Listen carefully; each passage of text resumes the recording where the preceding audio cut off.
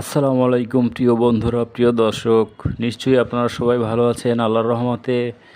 আজকে ভিডিও শুরু করতেছি। আজকে অনেক কথা বলবো, 5 মিনিটের ভিডিও আপনারা সম্পূর্ণ দেখবেন। দেখলে আপনারা অনেক জ্ঞান এবং নলেজ পাবেন। তো প্রথমত আমি বলতে চাচ্ছি যে এই যে দেখতে পাচ্ছেন যে জ্যামগুলো, উপরে ফ্লাইওভার নিচে জ্যাম, এই ফ্লাইওভার করার মানে কি? যদি ফ্লাইওভার দিয়ে যদি করতে হয় জ্যাম জট মুক্ত করার জন্য, তাহলে এই জ্যামজট কেন লাগবে? হ্যাঁ, উপরে ফ্লাইওভার নিচে জ্যামজট, এই ফ্লাইওভার কোনো মানে নেই। তাহলে এই ফ্লাইওভার করে কী লাভ? কোনো লাভ নেই। জ্যামজট যদি ঢাকা শহরে থেকেই যায়, তাহলে আপনি যেখানে ফ্লাইওভার করেন, যেখানে ফুট ওভারব্রিজ করেন, যেখানে যাই করেন, জ্যামজট যদি কমাতে না পারেন, তাহলে তো আসলে কিছুই করার নাই। আর দ্বিতীয় কথা হচ্ছে যে ঢাকা শহরে আপনার লোকাল বাসগুলো এবং কি আপনার যে প্রাইভেট কার, সেগুলো ঢাকা শহরে কিন্তু প্রচণ্ড পরিমাণে বেড়ে গেছে, অনেক বেড়ে গেছে। এবং সিএনজি, সেগুলোর উপরে আপনাদের এত নজর নাই, নজর শুধু এই বাইকের উপরে। বাইক কী দোষ করলো? হ্যাঁ, বাইকের এত আইন, বাইকের এত দোষ, বাইক এইটা করছে, ওইটা করছে, হ্যান করছে, ত্যান করছে, নানান কিছু করছে। দেখেন একটা অ্যাম্বুলেন্স দাঁড়িয়ে আছে জ্যামের ভিতরে, কেন অ্যাম্বুলেন্স কি জ্যামের ভিতরে থাকবে কেন? অ্যাম্বুলেন্সের জন্য কি আপনারা আলাদা একটা লেন করে রাখবেন না? এবার এমার্জেন্সি রোগী যাবে সেজন্য। দেখেন প্রাইভেট কার, কত প্রাইভেট কার, সিএনজি। এখানে কয়টা মোটরসাইকেল আপনারা দেখতে পাচ্ছেন?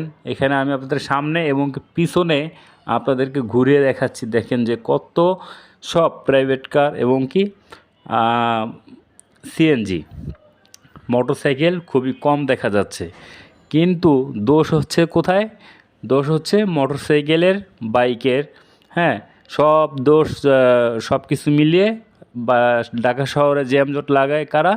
বাইকওয়ালারা। দেখেন বাইকওয়ালারা জ্যামজট লাগায় না প্রাইভেট কার আর সিএনজি জ্যামজট লাগায়? এক একজনের একটা ফ্যামিলিতে দেখা যাচ্ছে যে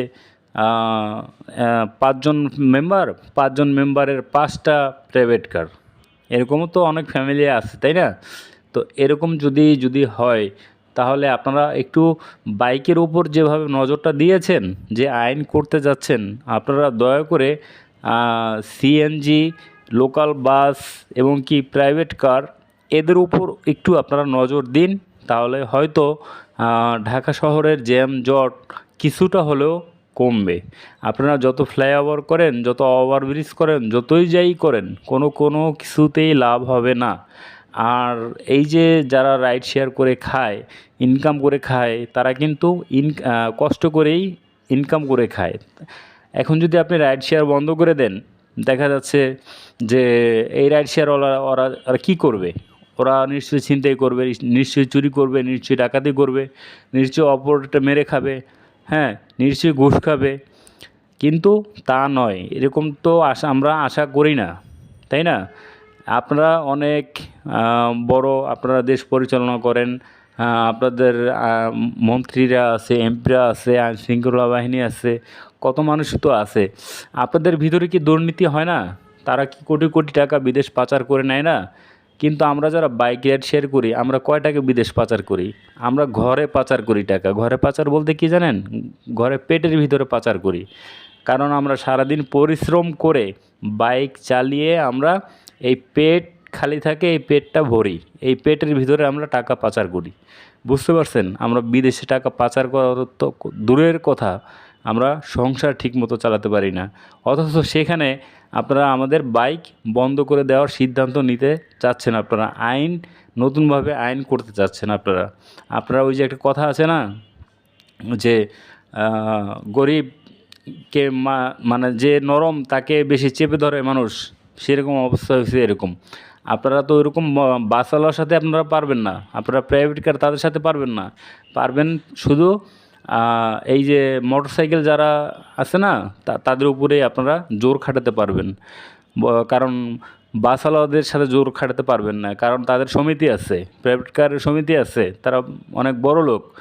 আর বাইকের তো কোনো সমিতি নেই, হ্যাঁ, বড় ধরনের কোনো কিছু নেই। তাই তাদেরকে নরম পাচ্ছেন বিধায় আপনারা তাদের উপর চেপে বসেছেন যে বাইক সরাতে হবে, বাইক জ্যামজট লাগায়, বাইক হ্যান করে ত্যান করে, কত কিছু করে। যাই হোক, অনেক কথা বলে ফেলেছি। যদি কথায় ভুল ত্রুটি হয়ে থাকে নির্দিষ্ট ক্ষমা করবেন। আসলে এগুলোই সত্যি কথা, এগুলোই বাস্তব কথা। কারণ আপনারা একটাবার ভেবে দেখেন, আমরা কষ্ট করে কিন্তু আমরা রাইড শেয়ার করে সারাটা দিন রোদে পুড়ে আমরা টাকা ইনকাম করি। আমরা কিন্তু বেআইনিভাবে আমরা টাকা ইনকাম করি না। হ্যাঁ, এই ছিল আমার ভিডিও। আর একটি ভিডিও শেষে আপনাদেরকে বলবো, এই যে ছেলেটিকে আপনারা দেখতে পাচ্ছেন, এটা হচ্ছে বাবা খায় না কি খায়, নেশাখোর ছেলে। এই সমস্ত ছেলেপেলেদের থেকে আপনারা সাবধানে থাকবেন। এই যে দেখেন বাইক ভাইয়েরা বসে আছে, এইখান থেকে হেলমেট নিয়ে যায়, এখান থেকে আপনারা যা মোবাইল যে রাখেন যে স্ট্যান্ড নিয়ে যায়। হ্যাঁ, তো দেখেন ছেলেটা, ওই যে ছেলেটা আমার সামনে তাড়িয়ে আসছে, আমি কেন ভিডিও করলাম। তো বন্ধুরা ভালো থাকবেন সবাই।